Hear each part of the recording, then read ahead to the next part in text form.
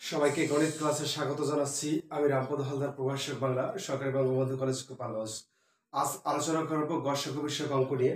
প্রথমে যে অঙ্কটি নিয়েছি তা হলো কোনো বিক্রেতাকে 3.25, 4.75 এবং 11.50 টাকা একই ধরনের মুদ্রা দ্বারা পরিশোধ করতে হলে সবচেয়ে কত বড় পয়সা মুদ্রার প্রয়োজন হয়। এখানে একটু বিষয় লক্ষণীয় যে জিনিসটা তো গসক করতে হবে, এটা আমরা জানি, যেহেতু হেডিং এ দেয়া আছে গসক। আর এখানে যে সবচেয়ে কত বড় বা সবচেয়ে বড় কত পয়সা মুদ্রা, এই কথাটার মাধ্যমে বা বৃহত্তম যখন থাকে তখন হচ্ছে গসক করতে হয়, আর ক্ষুদ্রতম যখন বলা হয় তখন হচ্ছে লসাগু করতে হয়। আর এই যে এখানে আছে টাকা, এখানে আছে টাকা, আবার এখানে হচ্ছে পয়সা। আমরা একটা কাজ করতে পারি, এই টাকাকে পয়সায় রূপান্তর করে নিতে পারি, অর্থাৎ 3.25 টাকা। আমরা জানি 1 টাকা সমান 100 পয়সা, অর্থাৎ এখানে দশমিকের বাম পাশে যে সংখ্যাটি আছে পূর্ণ সংখ্যা, এই পাশে একটু হচ্ছে ভগ্নাংশ সংখ্যা, অর্থাৎ এই 3 টাকা অর্থাৎ 300 পয়সা। 300 পয়সার সাথে 25 পয়সা যুক্ত করলে 325 পয়সা, এটা লিখতে পারি। ঠিক তেমনি ভাবে 4.75 টাকা সমান হচ্ছে 475 পয়সা। 11.50 টাকা সমান হচ্ছে কত হবে 1150 পয়সা। এখন আমরা এই তিনটা গসক নির্ণয় করতে পারি। গসক নির্ণয়ের প্রচলিত দুটো পদ্ধতি, একেবারে সাধারণ যেটা বলা হয়েছিল মৌলিক উৎপাদক বিশ্লেষণ করে গসক নির্ণয়, আর একটা হচ্ছে ভাগের নিয়মে। তো আমি ভাগের নিয়মে চেষ্টা করবো।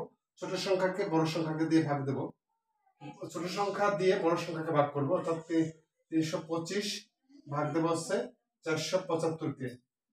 এখানে একবার যায় 325, এখানে থাকে হচ্ছে 150, 0, 5, 1। এই 150 দিয়ে 150 তখন ভাগশেষটা ভাজক হয়ে যাবে, আর ভাজকটা ভাজ্য হয়ে যাবে। 325 এখানে যায় 2 বার 300, এখানে থাকে 25। এই 150 আবার কি হয়ে যাবে, ভাজ্য হয়ে যাবে। এখানে কত হবে 6 বার যায় 150 হলো, এখানে মিলে গেল।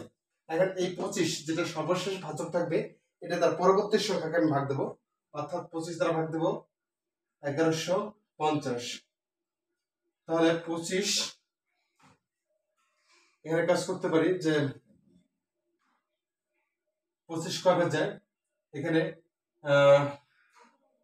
4 বার দিলে 100 থাকে, কত 15, 0 আনলাম, 25 কতবার যাবে।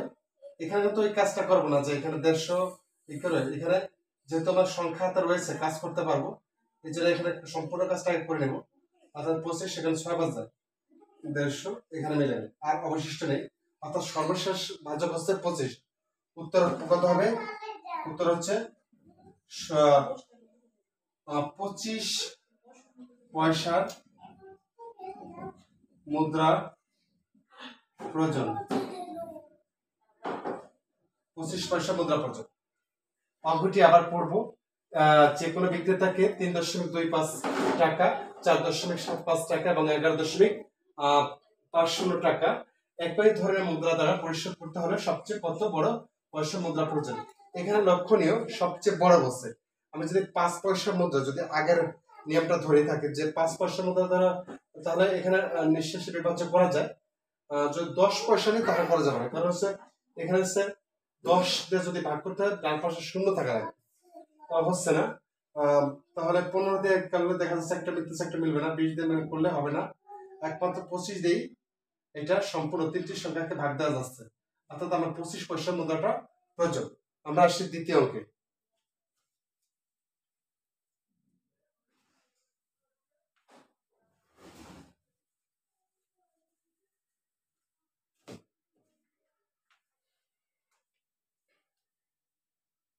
কোন বৃহত্তম সংখ্যা দ্বারা 27, 40 ও 65 কে ভাগ করলে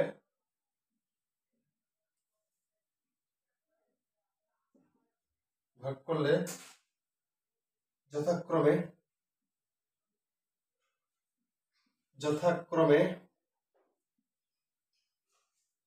3, 4 এবং 5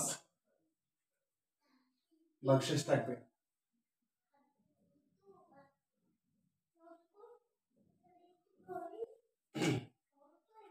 কোন বৃহত্তম সংখ্যা দ্বারা 27, 40 এবং 65 ভাগ করলে যথাক্রমে 3, 4 এবং 5 ভাগশেষ থাকবে। এই অঙ্কটা করার জন্য আমাকে যে টেকনিকটা অবলম্বন করতে হবে সেটি হলো প্রথমে 27 থেকে 3 বাদ দিয়ে দেবো, 40 থেকে 4 বাদ দিয়ে দেবো, 65 থেকে 5, তাহলে কত দাঁড়ায়? 27 বিয়োগ 3 থাকে 24, 40 বিয়োগ 4 থাকে 36, 65 বিয়োগ 5 থাকলো 60। এই যে কয়টা সংখ্যা পেলাম? 24, 36, 60। এই যে তিনটি সংখ্যা অর্থাৎ 24, 36 ও 60, 24, 36 এবং 60 এর গসাগু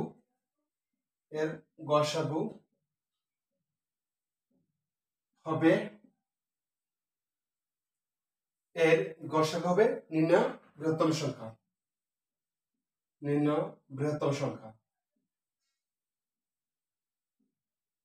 আচ্ছা, তাহলে গসাগু করি। 24 দ্বারা ভাগ দিই 36 কে, একবার যায় 24, এখান থেকে হচ্ছে 12, 24 নিয়ে নিলাম, যায় 2 বার 24, থাকে না কিছু। এই 12 দ্বারা 60 কে ভাগ দেব, 5 12 60। সর্বশেষ ভাগশেষ উত্তরটা কত হবে? 12। সংখ্যাটি হবে কত? 12। অর্থাৎ এখানে লিখতে পারি যে নির্ণয় গসাগু, এভাবে লিখে নিতে পারি, নির্ণয় গসাগু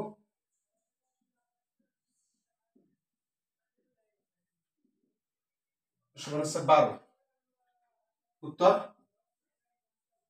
12। অঙ্কটি আবার পড়ি। কোন বৃহত্তম সংখ্যা দ্বারা 27, 40 এবং 65 ভাগ করলে যথাক্রমে 3, 4 এবং 5 ভাগশেষ থাকবে। এই ক্ষেত্রে আমাদের যে কাজটা করতে হবে, 27 সাথে 3, 40 সাথে 4 এবং 65 সাথে 5 বিয়োগ করতে হবে। যে বিয়োগফল যে কয়টা সংখ্যা পাবো, 3টি সংখ্যা পেলাম, এই 3টি সংখ্যার মধ্যে গসাগু নির্ণয় করলে নির্ণয় বৃহত্তম সংখ্যাটি পেয়ে যাবো। গসাগু নির্ণয় করলাম, 12 পেলাম। উত্তর অর্থাৎ সর্বশেষ ভাজক যেটা, সেটা হচ্ছে গসাগু, অর্থাৎ উত্তরটি হচ্ছে 12। বা তৃতীয় অঙ্কে আসছি।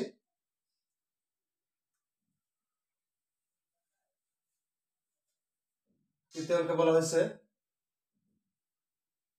কোন বৃহত্তম সংখ্যা দ্বারা 102 এবং 186 কে ভাগ করলে যথাক্রমে প্রত্যেকবার, এখানে বলা হচ্ছে প্রত্যেকবার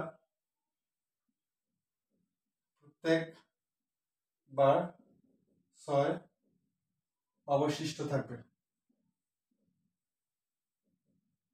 কোন বৃহত্তম সংখ্যা দ্বারা 102 এবং 100, অর্থাৎ যেটুক বেশি থাকবে অতটুকু আগে বাদ দিয়ে দেবো। 102 বিয়োগ 6, তখন কত থাকলো? 96।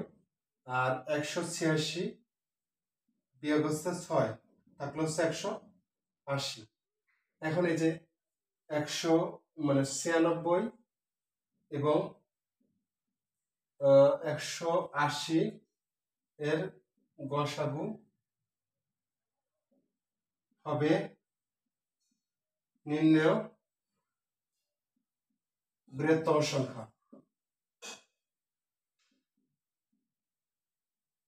গসাগু নির্ণয় করি। 96 ভাগ হচ্ছে 180,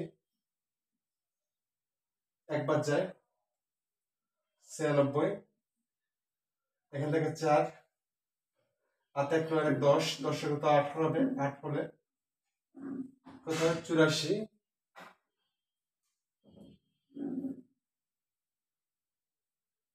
9 1 10 আছে কত? 18 হবে, তাহলে 84।